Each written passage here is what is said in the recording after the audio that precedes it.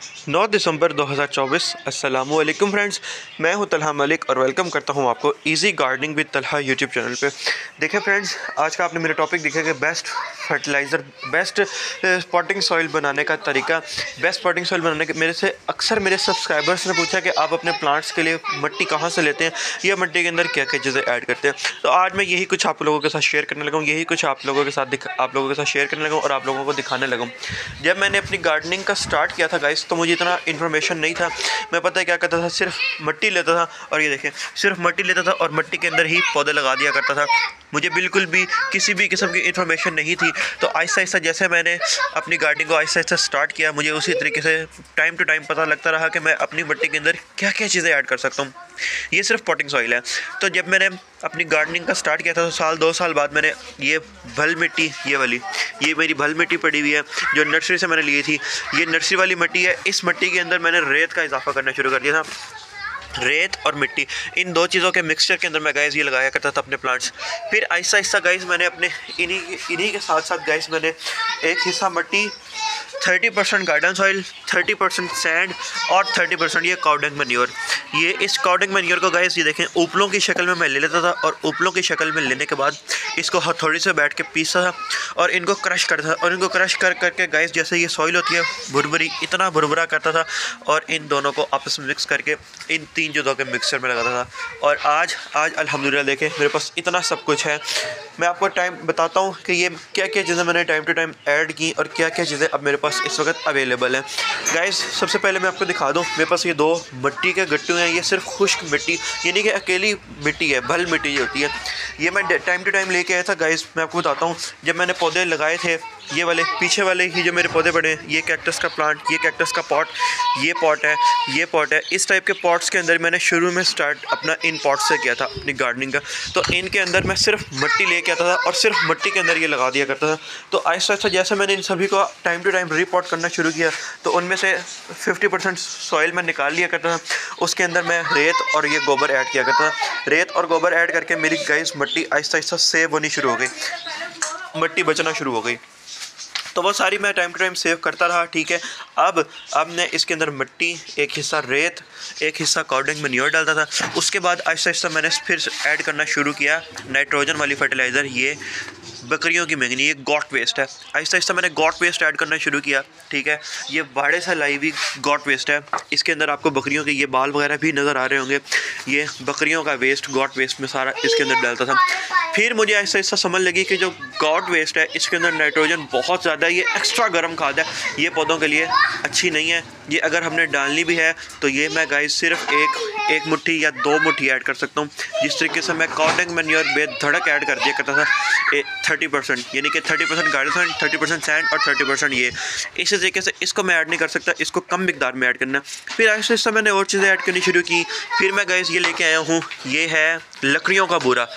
लकड़ियों का, जब लकड़ियाँ, ये लकड़हारे के पास, आप किसी के पास भी चले जाएँ, एज कोकोपीट भी ऐड कर सकते हैं, लेकिन कोकोपीट की जगह मैं ये लकड़ियों का बूरा ऐड करता हूँ। लकड़ियों का बूरा भी ऐड करना शुरू किया।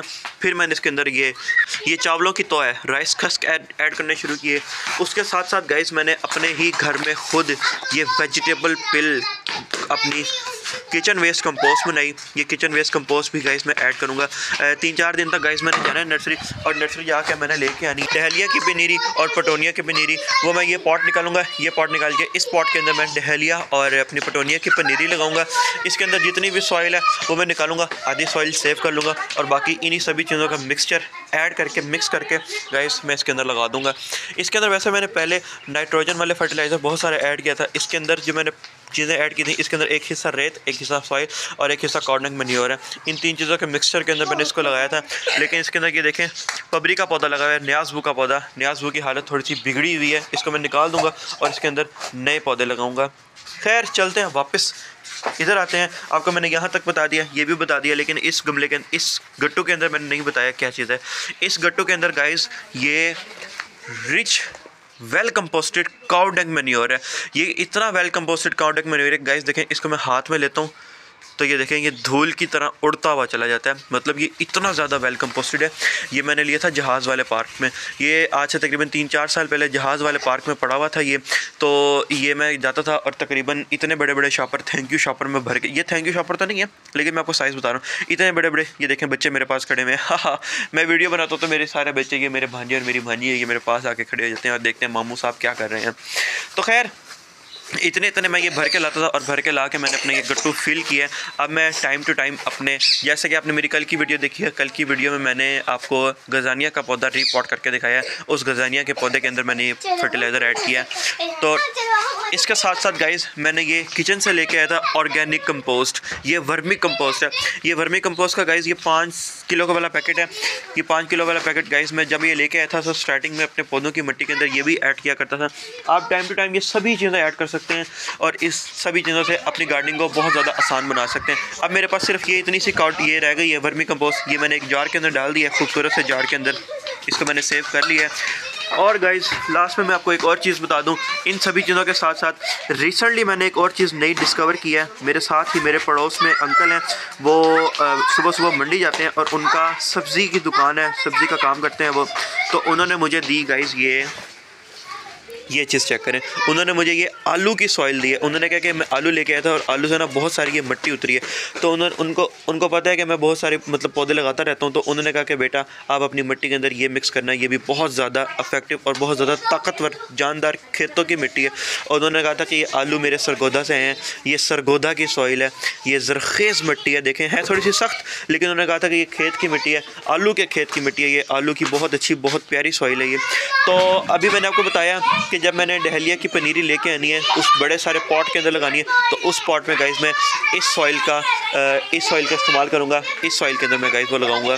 इसके अंदर से आलू देखें कुछ पीसेस हैं, यार चुप कर जाओ, इसके अंदर बहुत सारे आलू के पीसेस हैं, ये मैं निकाल के फेंक दूंगा और सिर्फ ये आलू के छिलके और आलू के सॉइल में यूज़ करूँगा गाइस। तो ठीक है, आई होप आपको ये वीडियो अच्छी लगी होगी, आप ये वीडियो आपके लिए इन्फॉर्मेटिव लगी होगी कि पॉटिंग मिक्स को आप कैसे कैसे तैयार कर सकते हैं, पॉटिंग सॉइल के अंदर आप क्या क्या चीज़ें ऐड कर सकते हैं। पॉटिंग सॉइल के अंदर गाइस और भी बहुत सारी चीज़ें हम ऐड कर सकते हैं। आप इसके अंदर परलाइट ऐड कर सकते हैं, आप इसमें कोकोपीड ऐड कर सकते हैं, बहुत सारी चीज़ें ऐड कर सकते हैं। मैंने लीफ मोल्ड बनाई नहीं हुई, नहीं तो मैं लीफ मोल्ड बना के रखता और आपको दिखाता कि मैं लीफ मोल्ड भी ऐड करता हूँ, लेकिन मैं लीफ मोल्ड फर्टिलाइज़र तैयार होने के बाद ऐड नहीं करता।